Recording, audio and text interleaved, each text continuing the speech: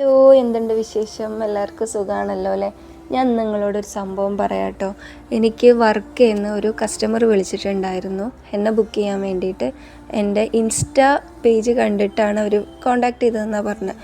എനിക്കത് കേട്ടപ്പോൾ ഭയങ്കര അത്ഭുതമായിട്ടോ. എനിക്ക് ആദ്യമായിട്ടാണ് ഇൻസ്റ്റ ത്രൂ ഒരു കോളൊക്കെ വരുന്നത്, മാർക്കറ്റിൽ നിന്ന് വരുന്നത് അല്ലാതെ ഇങ്ങനെ വരുന്നത്. ഇതല്ല കേട്ടോ കസ്റ്റമർ, ഇത് നമ്മുടെ ഒരു ഇന്തോനേഷ്യൻ കുട്ടിയാണ്, മാർക്കറ്റിലുള്ളൊരു മോളാണ്.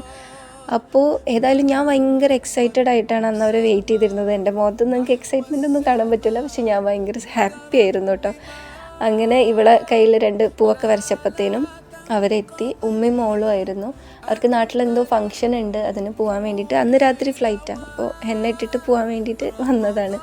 അവർ നമ്മുടെ സലൂണിലൊക്കെ പോയിട്ട് അത്ര ഒരു ഗുഡ് എക്സ്പീരിയൻസ് അല്ലാത്ത കാരണം എന്നെ കോണ്ടാക്ട് ചെയ്തതാണെന്ന് പറഞ്ഞു. എനിക്ക് ഭയങ്കര സന്തോഷമായി. ഒരു സെമി ബ്രൈഡലും അല്ല, അങ്ങനെ ഒരു ഡിസൈനാണ്, ഒരു ബ്രൈഡൽ തന്നെ പറയാം, അവർ ചൂസ് ചെയ്തത്. ഇത് മോളെ കയ്യിലിട്ടതാണ് കേട്ടോ. മോള് ഭയങ്കര ഹെന്നനോട് ഇഷ്ടമുള്ള ആളാണെന്നാണ് പറഞ്ഞത്. അങ്ങനെ ഉമ്മയും കയ്യിലിട്ടു, അവരും ഹാപ്പി, ഞാനും ഹാപ്പി. അങ്ങനെയാണ് പോയത്.